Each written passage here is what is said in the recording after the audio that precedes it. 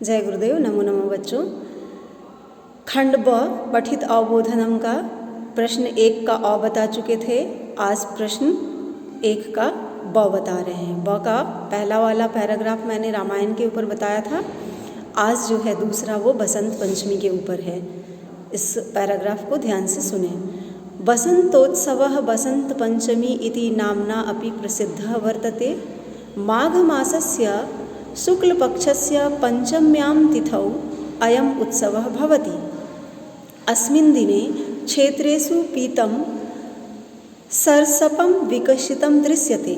जनाः पीतवस्त्रं धारयित्वा इतस्ततः भ्रमति। विद्यालयेषु छात्राणाम् अध्ययनं तु न भवति, परं ते सर्वे समवेताः नगरात् ग्रामात् वा बहिर्गच्छन्ति। तत्र एकस्मिन् क्रीडाक्षेत्रे विविधासु क्रीडास्पर्धासु रममाणाः भवन्ति। मधुराणि गीतानि गीयन्ते।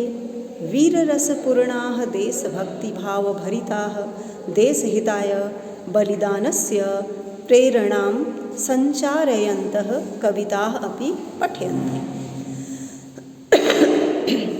अब इससे संबंधित प्रश्न। एक पदेन उत्तरतः यानी गिव वन वर्ड आंसर, एक शब्द में उत्तर दें। सर्वत्र कीदृशं सर्षपं दृश्यते। तो हम लोग पहले की भांति पैराग्राफ पे जाएंगे और इन पंक्ति को ढूंढेंगे कि यह कहाँ पर है। तो हम लोग देखते हैं कि वहाँ पे लिखा हुआ है अस्मिन् दिने क्षेत्रेषु पीतं सर्षपं विकसितं दृश्यते। तो हम लोगों को सरसपम मिल गया, दृश्यते मिल गया। कैसा सरसों? तो वो पीतम, यहाँ पीतम हम लोग डाल देंगे। नहीं समझ में आया तो पूरा उस पूरे लाइन को आप यहाँ लिख देंगे, हो जाएगा आपका आंसर। इसके बाद है जनाः कानि धारयित्वा इतस्ततः भ्रमन्ति।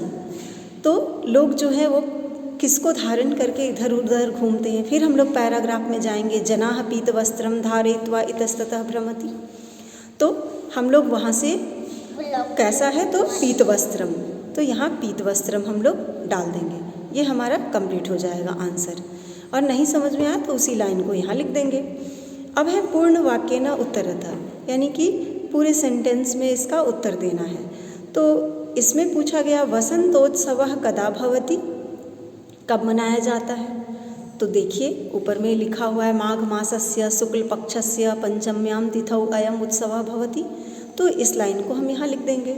ऐसे नहीं लिख सकते हैं तो बसंतोत्सवः लिखिए और कदा के जगह पंचम्यां तिथौ लिख के लास्ट भवति लिख दीजिए। तो ये आपका उत्तर कंप्लीट हो जाएगा। फिर है जनैः कीदृश्य कविताः पठ्यन्ते।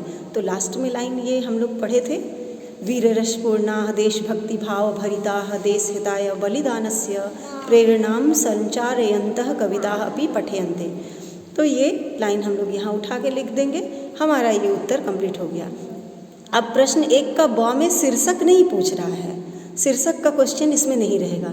लेकिन यही अगर इसमें ना पूछ के अगर शीर्षक वाले में आ जाए, पहले वाले में आ जाए, अ में आ जाए, तो शीर्षक अगर पूछेगा तो हम लोग इसका शीर्षक भी लिख सकेंगे। किसके बारे में हम लोग पढ़ रहे हैं? बसंत पंचमी के बारे में। तो हम लोग इसका बसंत पंचमी डाल सकते हैं। लेकिन इसमें पूछा नहीं गया है।